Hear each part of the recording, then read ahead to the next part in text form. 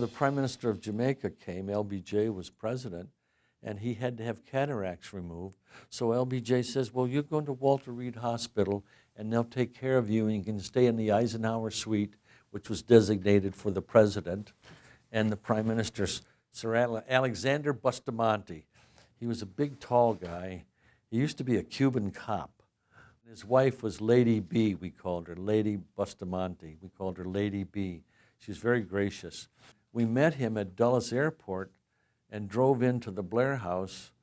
And then, no, we didn't stay there. He says, no, I want to go right to Walter Reed and get the operation done right away. So we went to the Walter Reed, and he stayed in the Eisenhower suite, and he got a couple of days we were there. We had round-the-clock security on his room and so on. And then they took the patches off, and he opened his eyes, and he looked at me, and he says, Lou, I want to see colors. And I'm thinking, Dulles Airport, and it was April, and all of the flowers had just bloomed right in front of the terminal, orange and yellows and reds, and it was beautiful. So we drove all the way out the Dulles Access Road out to the airport and went round and round the circle so the Prime Minister could see colors. It was amazing. He just loved it.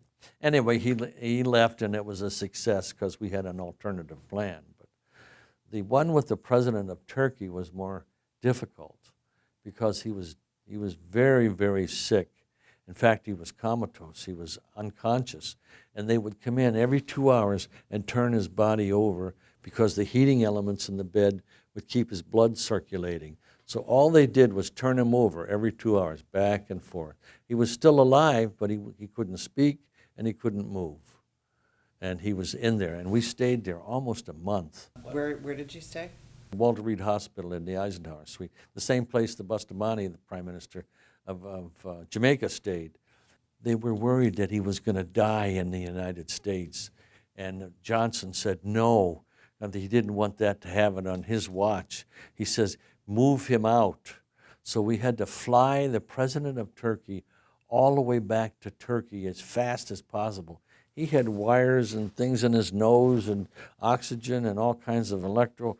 But LBJ flew out to Andrews, and he was unconscious, laying on this stretcher, and they had it pulled up.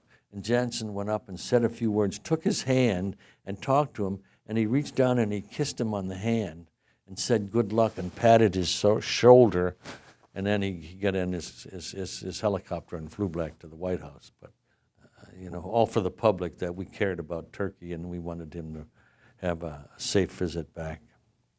Flew nonstop. We were refueled in the air, went into French airspace without permission, and just kept on going and landed in Istanbul, Turkey. And we taxied to the end of the runway and turned around, and out of the bush comes this World War II ambulance with a big red cross painted on the side. That's the only thing they had, and they wanted to keep it quiet. They opened the doors, and then there was 3 doctors from Med Division in the State Department accompanying the President of Turkey. And they all carried his body down on a stretcher and right over to the ambulance and just slid him right off into the ambulance. We closed the door, and the ambulance took off. I don't know where it went, obviously, someplace where the president should be.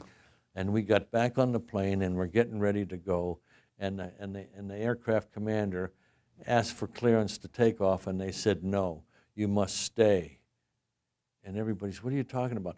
We want to host you for breakfast, because it was in the wee hours of the morning. So they sent vehicles out to the airplane, and we had to stay to guard the plane, of course. We went and had coffee in a glass and tea in a glass, sweet tea with a glass in a container. So you drank tea with a silver cup with a glass that inserts right into it. And they had eggs, and they had French toast, and they had a full breakfast for everybody on the crew, including the aircraft commander and the people in the cockpit. And so we all had a nice breakfast, and then they drove us back to the airplane and says, now you can leave. So we just took off and flew back to Washington. Within 10 days, the president died. But he did not die in the U.S., and Lyndon Johnson was very happy that we didn't get blamed for something that we didn't do.